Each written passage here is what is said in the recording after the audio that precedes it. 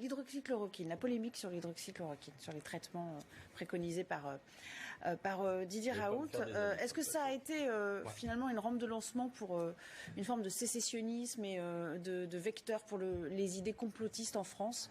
Ça a été un peu le fer de lance de ce problème? Je vous vois sourire, docteur Inaoui Rosé. Moi, j'ai été profondément affectée par la façon dont notre ministre de la Santé nous a interdit d'avoir accès à ce traitement, comme si nous, soignants, n'étions pas en état médecins, prescripteurs, capables de faire la part des choses. C'est vrai, et la dimension que ça a pris est démente.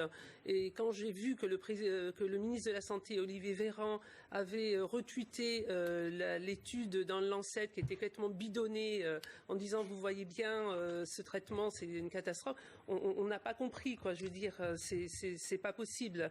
Et le plaquenil en soi-même n'était pas ce traitement miracle. Il y avait un autre traitement qui était associé, c'était quand même un antibiotique, l'azithromycine, qui est un antibiotique qui est fréquemment utilisé en médecine de ville pour éviter les surinfections et dans les pneumopathies.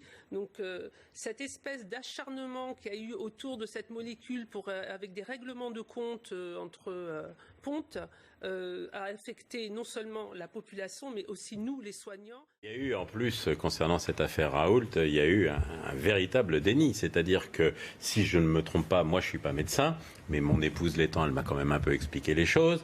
Il proposait son traitement dans les tout premiers instants de la maladie. Et on lui disait, ça n'a pas d'efficacité, et on testait sur des gens qui étaient en stade terminal de cette maladie. Alors, il n'a jamais dit que c'était comme ça que ça devait fonctionner. Donc là, on faisait exactement de la com pour lui nuire, et on voulait l'éteindre. Donc je suis ravi d'entendre ce que vous avez dit, je m'y attendais pas. Effectivement, ce qui choque, moi, ce qui m'a choqué comme citoyen et comme patient potentiel, c'est qu'on interdise à mon médecin et aux médecins généralistes et aux médecins en général de prescrire quelque chose. C'est-à-dire qu'on leur dénie leur capacité d'analyse du ratio bénéfice-risque. On en revient encore une fois à cette centralisation du système français. Notre liberté, votre liberté de pratique que vous avez.